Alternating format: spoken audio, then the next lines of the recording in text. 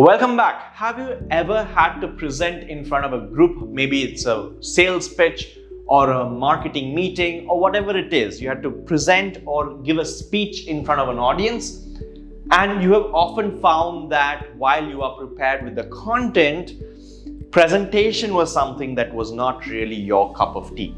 Well, today we are here to help you fix that and help you figure out what you should do to become a killer presenter. Right? And we're going to talk about what strategies we can use to win at public speaking and presenting. Hi, I'm Ajit from Capshine. Capshine is a revolutionary learn it together English fluency program.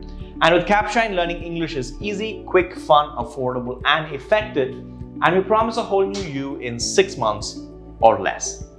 So, why even public speak? In what context do you even speak publicly? Well, we speak in a lot of contexts. Like I said, it could be a marketing meeting, it could be your weekly scrum, it could be that you have to do public speaking or presentations in front of a large audience. But one thing is common, whatever the forum, whether online or otherwise, there are certain things that can induce fear in you, right? So this can be a fear-inducing experience for the uninitiated, people who are not going in prepared mentally. Right? But with the right strategies and practice, it can be very rewarding. In fact, public speaking and presenting, when you have good knowledge and good hold of it, can be a very rewarding experience. And people do it sort of voluntarily to get a high out of it, right? So let's find out what we can do to get to that stage and enjoy public speaking and talking to large audiences. The first thing you need to do, and you need to keep in mind, is you need to fit your speech to your audience. So remember that this speech or the presentation is not about you. It may be about the work you've done, it may be about the research you've done or what you found out, but you're talking to an audience, and what they come from, or rather where they come from, is of most importance. For example, what is the subject and the topic? Depending on that, you need to ensure that you craft your speech with formality, with lightness, based on that. Who is the audience? Again, if this is a bunch of businessmen who are very serious, you want to keep the tone serious. You want to have a lot of facts and figures and spreadsheets, whatever floats their boat. Present in the presentation, right? But if it's a bunch of college kids, you don't want to load them with that kind of information. You want to add some jokes, some popular reference. So knowing your audience, using your subject and your topic to be in line with them is very, very important. What is the context? Are you speaking in a competition? Are you speaking as a general update? Is it a public service announcement? What is it, right? So that can also help you understand how you should craft your speech. So all of these taken together will help you get a good understanding of how you should craft your speech. You cannot give the same speech to different people, to different subjects, to different contexts, right? So you have to tailor your speech, keeping that in mind. Keep your audience in mind, think from that perspective and see what will get them interested in what you're saying.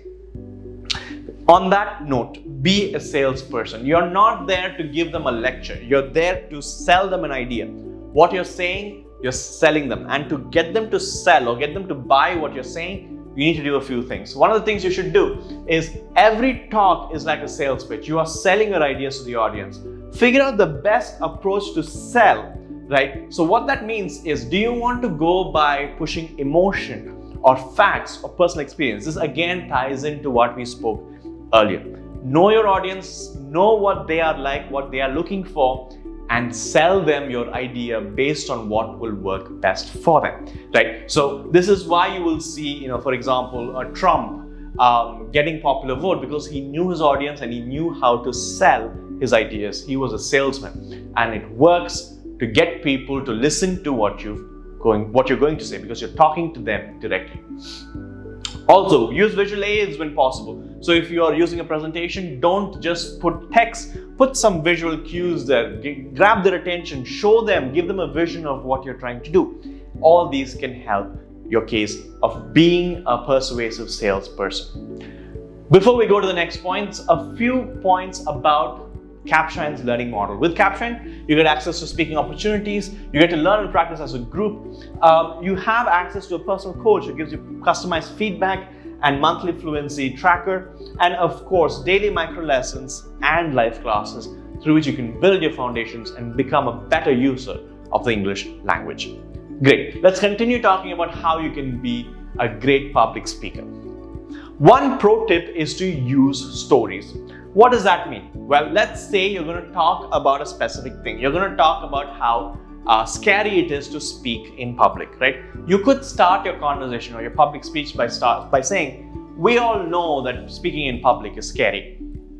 Sure, it's relatable, but it doesn't really cause an effect. Instead, if you can give them a story, maybe yours or someone else's. For example, when I was 19 and it was my first real public speech, I stood quivering in the front of the mic facing a few hundred people looking at me, almost as if they were judging my every move. I opened my mouth but couldn't produce any coherent sounds. I was like a deer caught in the headlights, right? So I'm describing a story. My own personal experience is a story, and people are wrapped in attention. They want to hear what I have to say. They want to listen to my story and understand what's going to unfold.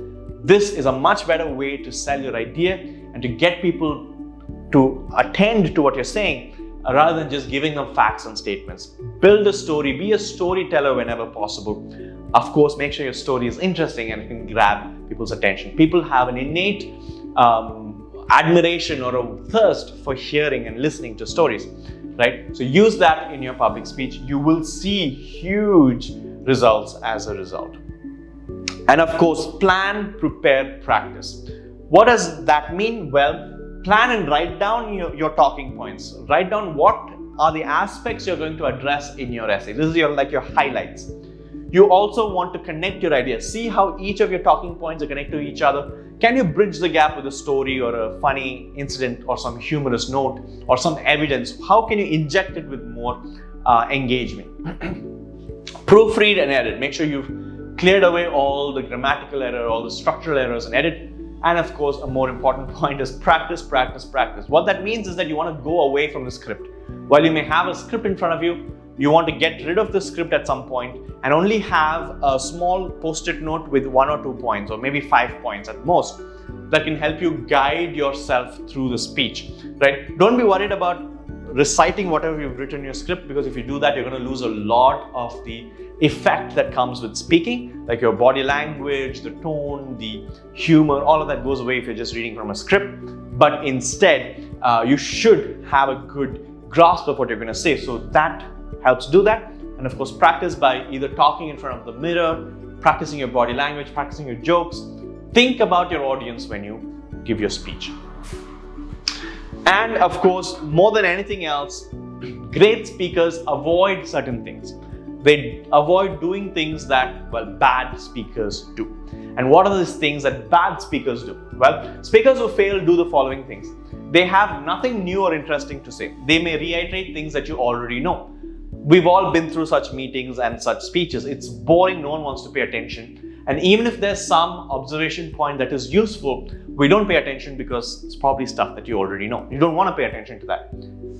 These speakers are either unsure about what they are speaking or are too advanced for the audience, right? So some people talk about concepts that they themselves are not aware of, or they know a lot about it and therefore give a download to the audience that is way too advanced for them. So they don't keep the audience in mind, right? And this can be a problem. Keeping the audience in mind is very important. Even if you have something very important to say, you have to craft it in a way that the audience can understand it and sort of even find enjoyment through the messaging, right? And that's very, very important. Again, think about why Trump won the election when he did, because he knew how to craft his story powerfully to the audience. Speakers who fail also do the following things. They don't prepare with listeners in mind, like I spoke about, have no feelings towards the subject, right? A lot of times people give a speech because it's their job to give a speech. A good thing to do is research about the subject and develop some feelings or some kind of passion towards it. When you're passionate, it shows and it does affect the quality of the message that you have to give, right? So developing some feeling towards the subject is very important and it can affect your speech quite a bit. They don't try to create intrigue. So they are just about, many of these bad